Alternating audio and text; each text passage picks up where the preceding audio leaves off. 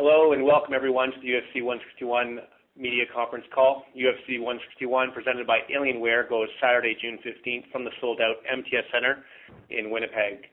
Today we're joined on the call by former UFC light heavyweight champion Rashad Evans, light heavyweight Dan Henderson, and UFC heavyweights Roy Nelson and Stipe Miocic. Tom Wright, the UFC's Director of Operations for Canada, Australia, and New Zealand, also joins us on the call. We'll go first to Steve Wan with Wrestling Observer. Thank you. My first question is for Roy Nelson. You're taking this fight as a replacement, and you obviously didn't suffer any damage in your fight with Chet Congo, winning by knockout, but how do you feel about coming into this fight on a few weeks? You know what? I wish I always had, more time so I can give the fans 100% Roy Nelson, but hey, what you do for the company, you do for the company. Fair enough. Do you see it being another knockout for you? Because you've been on quite the roll of late. No, Stipe's one of the, top guys in the UFC. I mean, he wouldn't be in the UFC if he wasn't one of the best guys in the world. Fair enough. That directs my next question to Stipe. Your first career loss as a pro was to Stefan Struve, and obviously you want to get back to your winning ways, so what's your game plan going against Big Country? Just doing my game plan, not letting him dictate what he wants to do. He's super tough. He's, great every aspect of the game. So just, staying in my right, staying with that big right hand and do what I want to do. Very good. And next question to Rashad Evans. I want to know if you get the win over Dan Henderson, and I'm going to ask him the same question. Would you want to move up to a title shot? I'm not really, honestly, the whole title shot, it's not on my mind, I just want to go in there and fight, and whatever happens after that, happens after that. But honestly, I don't care. Right, that's fair. Dan, how do you feel about that? Do you want to get a title shot soon, or is it whatever's whatever? Well, obviously that's something that was supposed to happen last year and didn't. It's more about, one day I would like to fight John Jones. I feel like I have unfinished business there, but I've been 100% focused on this fight, not even really concerned about what happens after. So, that's pretty much it. Rashad's extremely tough and very dangerous, and I want to make sure I'm 100% focused. All right, one quick follow-up for both of you, and then I'll go back to Q. Dan, starting with you, do you feel any additional pressure moving up to the main event of this card?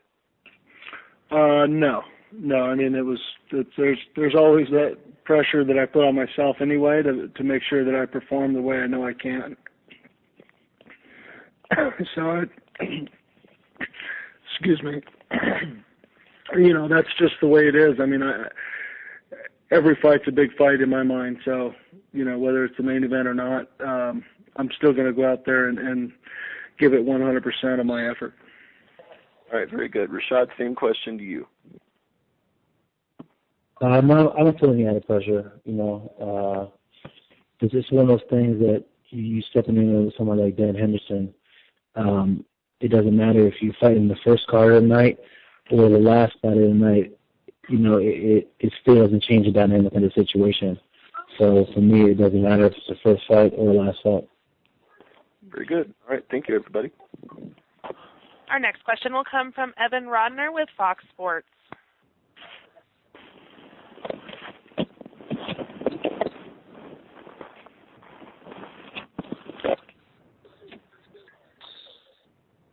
We'll go next to Scott Edmonds with Canadian Press. This is for Tom Wright. Mr. Wright, what do you think the impact is of losing the Rogero fight? What happened in Calgary seems to be happening in Winnipeg. Do you think it's going to hurt the image?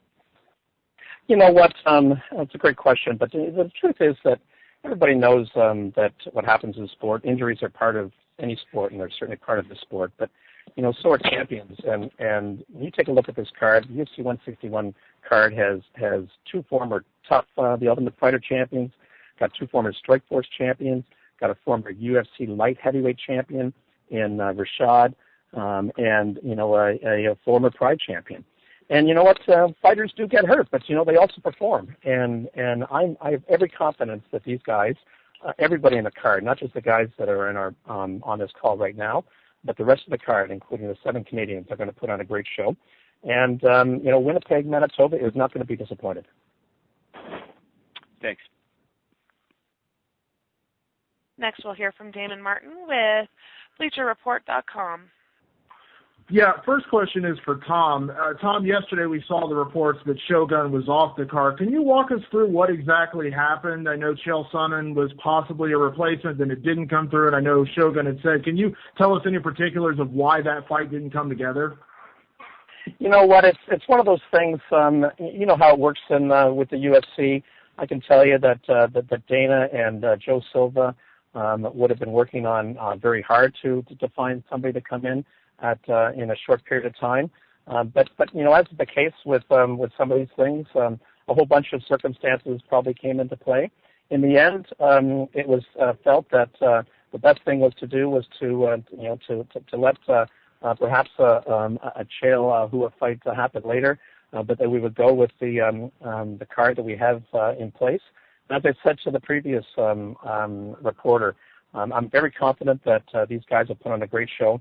We've got a bunch of champions. We've got a bunch of Canadians. We've got the first ever women's fight in Canada featuring Rosie Sexton and Canadian Alexis Davis.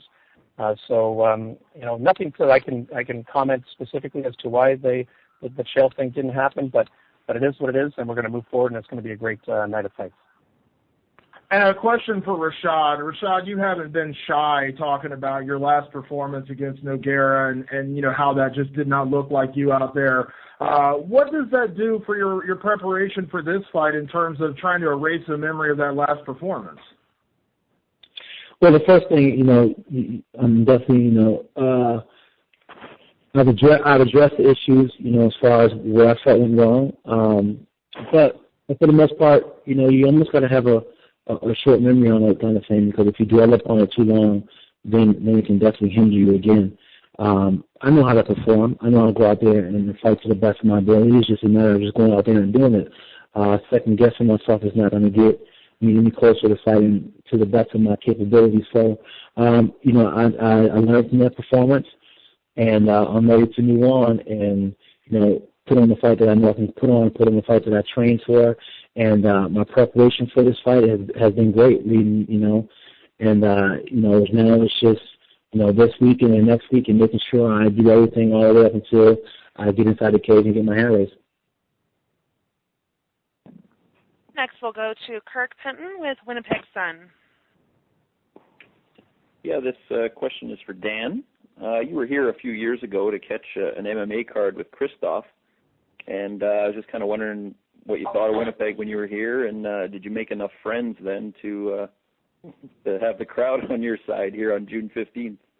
I don't know. I guess we'll find that out. But I could tell you that I came, I believe it was in January, and I didn't get to see much of Winnipeg because I didn't want to be outside at all. So I'm sure that the middle of June would be a much better time of year to visit. So I'm looking forward to kind of actually seeing it this time. Is Christoph going to be with you? No, I don't. I don't know if he's going to be up there or not. I know he had moved over and he's up in L.A. now, just working on doing movies and training guys and stuff. So he's not at my gym anymore.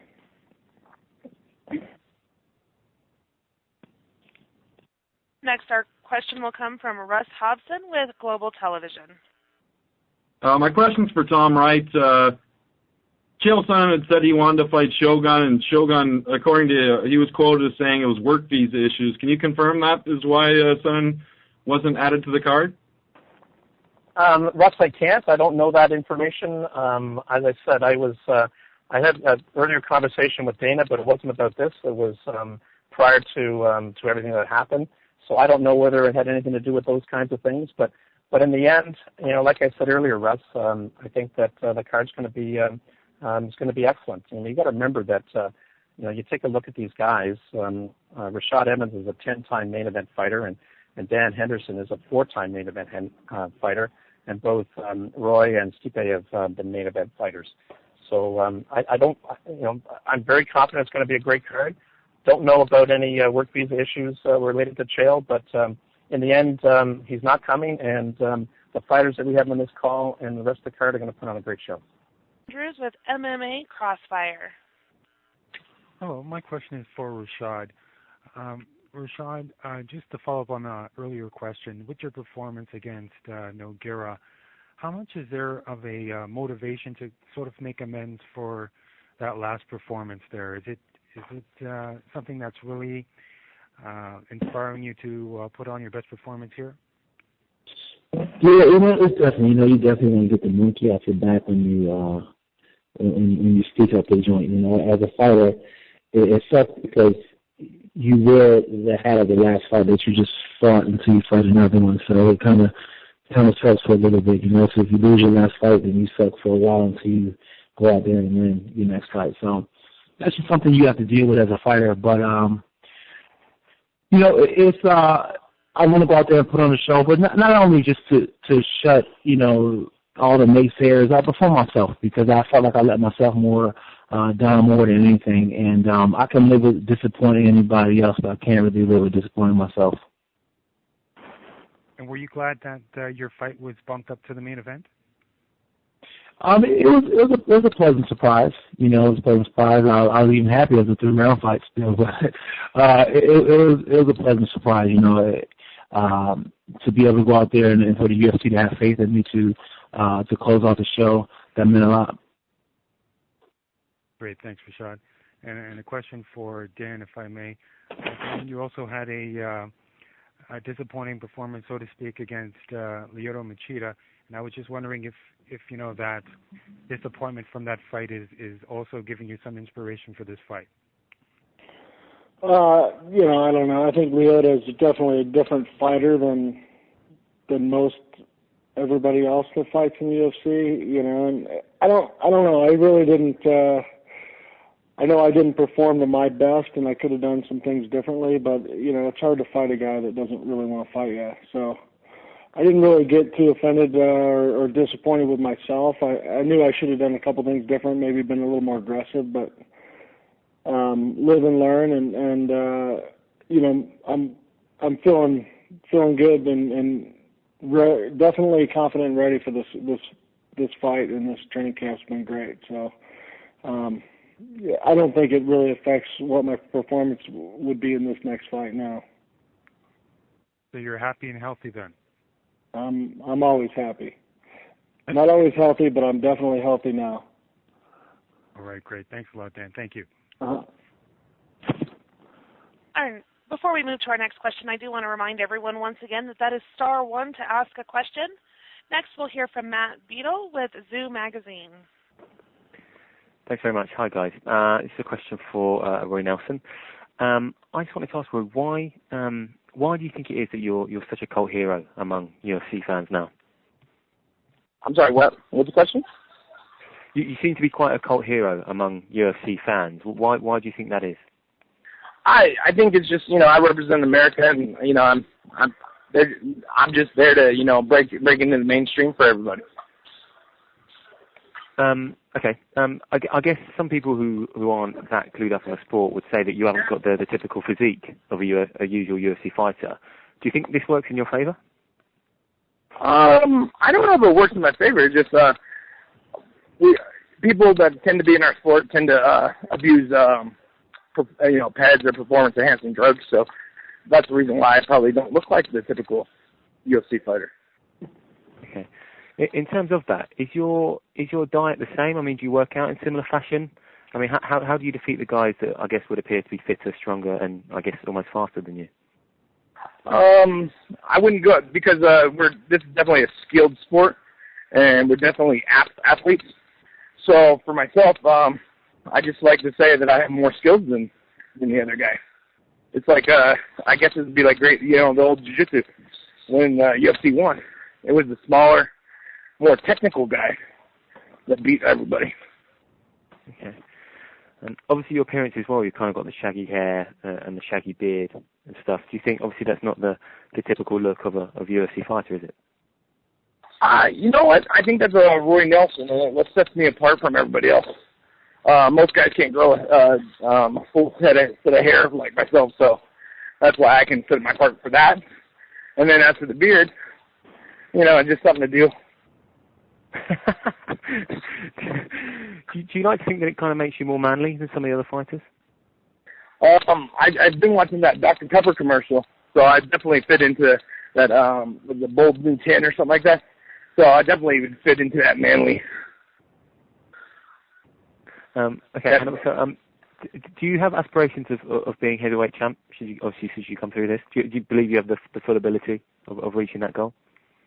Do I think? Yeah, no, I think anybody in the heavyweight division, I think the reason why Stipe's fighting me is because anybody in the UFC is the top of the food chain. If we weren't, we wouldn't be in the UFC. So any of the 25 people on the UFC roster should be heavyweight champion at any one time.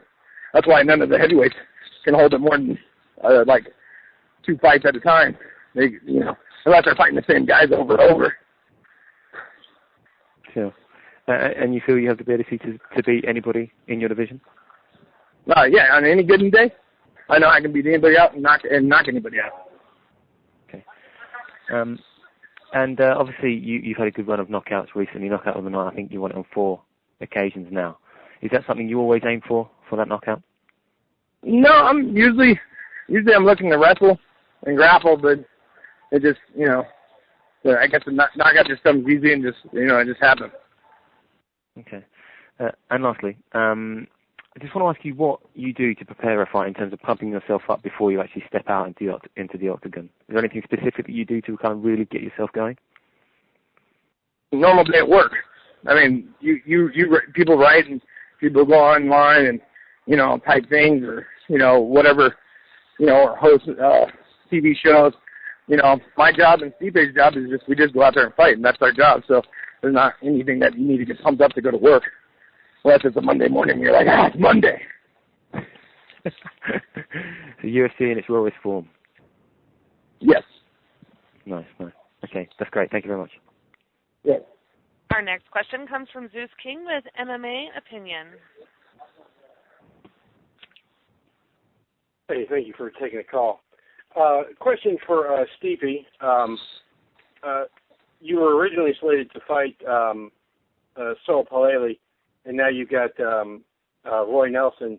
You looking forward to this? I mean, it should be a great banging fight. Oh, definitely, yeah. I mean, if I took the fight, like what I was saying before, we're all trying to get to the top, That's how, what we do. And what do you think? Where do you think your Indians end up this year? Well, they're working out, so hopefully they stay away. They've been on a little losing streak lately, so hopefully they keep winning them. All right, thank you. Roy, you got the battle beard ready for this fight, and of course, like people were saying earlier, you don't have a typical body, but do you just feel more comfortable in your skin? I mean, is it you just feel healthier and better being who you are than being what people would rather you look like? No, I think what separates me from a lot of fighters, besides the physique is, I just have a self-esteem. A lot of people out there are bullies and they pick on people and call people names and stuff, and you just have to kind of grow from that, and you just become a better person because of it. Awesome. Thank you very much. Thank you for taking my call. We do have time for a few more questions. Our next question will come from Justin Perot with MMA Succa. Hi, thank you. This question is for Tom Wright. Is there a particular fight on this card that you feel is flying under the radar as far as chatter amongst the media and the fans? Justin, I really am looking forward to watching the Rosie Sexton Alexis Davis fight. Whenever there's an opportunity to be the first ever in something, I think both of these athletes know that they're making some history, and Alexis hails from just the province most eastern from Manitoba. She's from Ontario, and Rosie is she's a Brit. She's a talented fighter, and they've got a chance to, each of those is going to want to say, I won the first ever women's fight in Canada. Because Canada is such an important part of the UFC. It's got a great MMA culture, and so that's the one that I'm really interested in watching. And I think, so far every single women's fight that we've had in the UFC has brought the crowd to its feet, and I bet these two women do the same thing. All right, thank you very much.